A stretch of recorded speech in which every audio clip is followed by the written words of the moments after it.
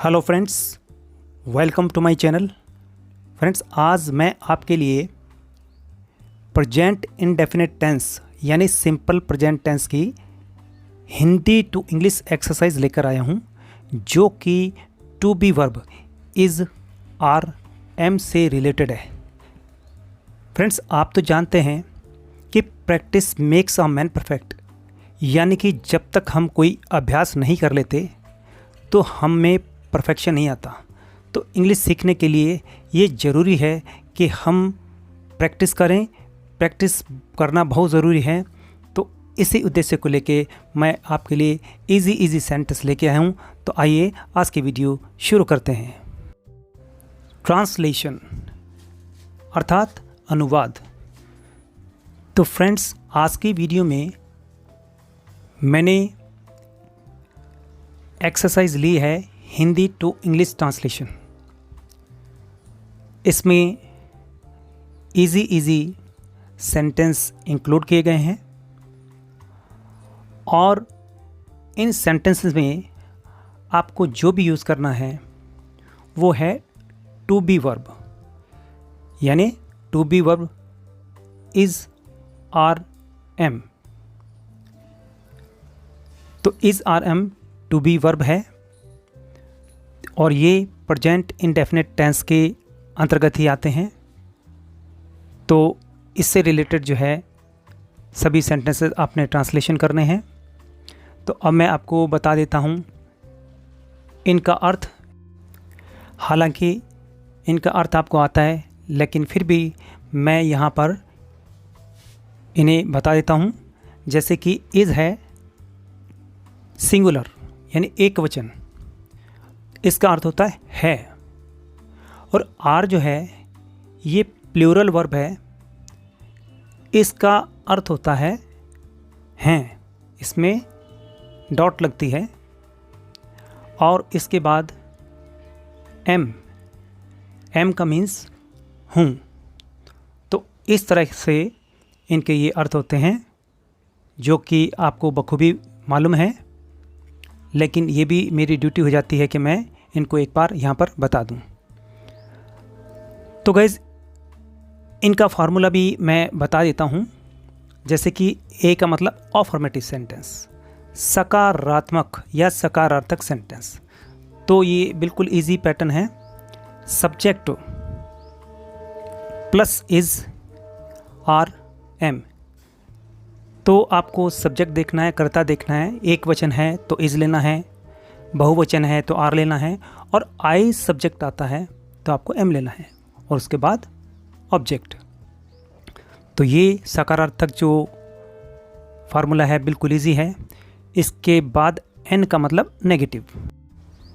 तो negative sentence में सबसे पहले सब्जेक्ट लेना है, चाहे सिंगुलर या प्लूरल, और उसके अकॉर्डिंग लेना है आपने इज़, आर, एम, और सब्जेक्ट के अकॉर्डिंग इन वर्ब में से जो भी वर्ब आती है उसके साथ आपको नॉट लगाना है। तो नॉट ऐड करने के बाद फिर आपने ऑब्जेक्ट लिखना है। ऑब्जेक्ट क्या होता है? ऑब्जेक्ट मीन्स कर्म। किसी भी वस्तु व्यक्ति का नाम जो होता है, जब वर्ब के बाद आता है तो उसी को ऑब्जेक्ट कहा जाता है। तो ये नेगेटिव का सेंटेंस बिल्कुल इजी है। सेंटेंस में इज़ाराम आता है तो उसके साथ नॉट लगा दो। इसके बाद है INT मैंने शॉर्ट में लिखा है, मतलब इंटेरोगेटिव सेंटेंस। तो इंटेरोगेटिव सेंटेंस यानी कि प्रश्नवाचक वाक्य। इसमें जो भी सेंटेंस में टू बी वर्ब आती है तो उसको प्रारंभ में लिखना है, जैसे कि इज़ या आर या एम, सब्जेक्ट के अकॉर्डिंग। उसके बाद सब्जेक्ट और फिर वर्ब। तो इस तरह से ये इंटेरोगेटिव फार्मूला तैयार होता है। Is are am plus subject plus object question mark. और अब इसका फार्मूला है WH वर्ड फैमिली जो होती है, जैसे कि हु, हुम, विच, व्हाट, वेयर, कोई भी इंटेरोगेटिव वर्ड आ सकता है। तो उसके बाद यानी इंटेरोगेटिव वर्ड के बाद आपने इज, आर, एम इनमें से कोई भी वर्ब लेनी है सब्जेक्ट के अनुसार, कर्ता के अनुसार। कर्ता एक वचन है तो इज लीजिए, बहुवचन है तो आर लीजिए, और आई है तो एम लीजिए। उसके बाद ऑब्जेक्ट और क्वेश्चन मार्क। तो अब है इसकी एक्सरसाइज। तो इस एक्सरसाइज में जो भी हार्ड वर्ड होंगे मैं आपको एक्सप्लेन कर दूंगा, बस आपने सेंटेंस को फ्रेम करना है, सेंटेंस को बनाना है। तो फर्स्ट है मैं बहुत प्यासा हूँ।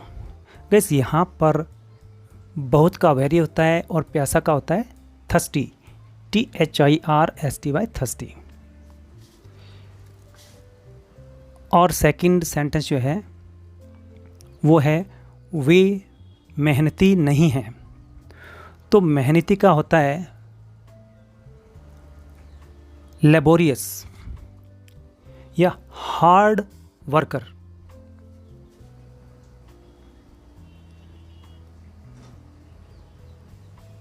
और थर्ड जो है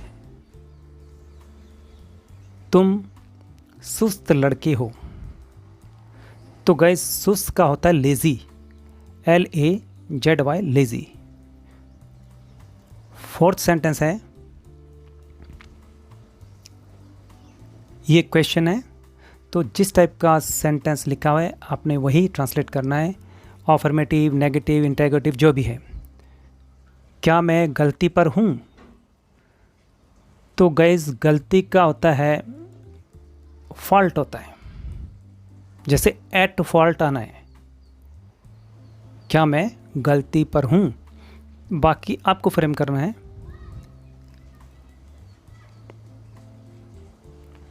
फॉल्ट की स्पेलिंग होती है FAULT। अब है फिफ्थ वाक्य, वह बहुत तगड़ा है। तगड़ा मीन्स ताकतवर यानी कि स्ट्रॉन्ग, तो तगड़ा का आपने स्ट्रॉन्ग लेना है। इसके बाद है छठा वाक्य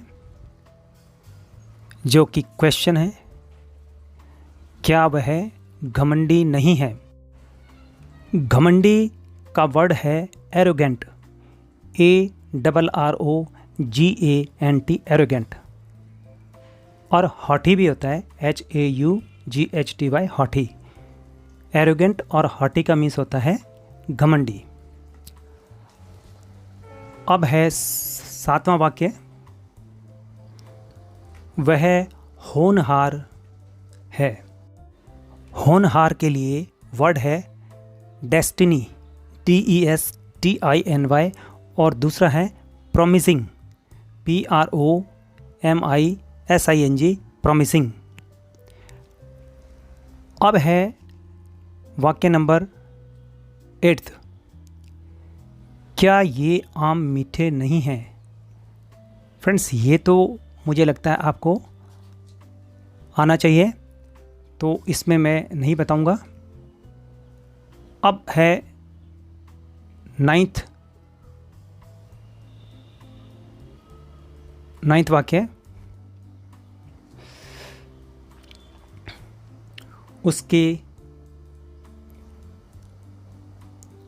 उसके पिता एक डॉक्टर हैं। ये भी आप आसानी से ट्रांसलेट कर लोगे। तो अब बढ़ते हैं वाक्य नंबर 10 की ओर।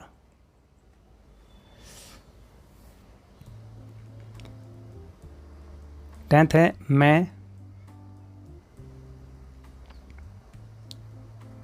झूठा नहीं हूं। मैं झूठा नहीं हूँ। झूठा के लिए इंग्लिश वर्ड है LIAR, liar. LIAR, liar. 11th है वह इस गांव का मुखिया है। तो फ्रेंड्स, मुखिया का आप जानते हैं चीफ होता है, CHIEF, चीफ। और 12th सेंटेंस है हिंदुओं का तीर्थ स्थान कौन सा है। तीर्थ स्थान के लिए इंग्लिश वर्ड है श्राइन, SHRINE, श्राइन।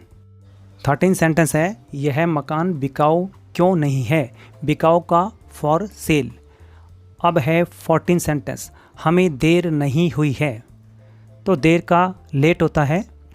और 15 सेंटेंस है क्या यह ज़मीन उपजाऊ नहीं है। उपजाऊ के लिए वर्ड है फर्टाइल, FERTILE। 16th वाक्य में नगर के लिए टाउन और चौड़ी के लिए है ब्रॉड, BROAD। अब है 17th सेंटेंस आपका मनपसंद स्मार्टफोन कौन सा है। मनपसंद का होता है फेवरेट, FAVOURITE। और 18 सेंटेंस है उस लड़की का रंग गोरा है। गोरे का होता है फेयर, FAIR, फेयर। और रंग के लिए वर्ड है कॉम्प्लेक्शन, COMPLEXION, कॉम्प्लेक्शन। 19th है कौन बेरोज़गार है। बेरोज़गार होता है जॉबलेस। और लास्ट है 20th जिसमें मैंने 0 नहीं लगाया है। आज मौसम बहुत सुहावना है। सुहावना का होता है pleasant, PLEASANT, pleasant. I hope कि आप इन 20 वाक्यों को बड़ी ही मेहनत से, लगन से इंग्लिश में ट्रांसलेशन करोगे। और अगर ये आपको वीडियो पसंद आती तो प्लीज़ कमेंट करके बताइए। और गाइज मैं बता दूं कि इज़ RM का अर्थ रहता है, रहते हैं, रहती, ये भी होता है। Thanks for watching.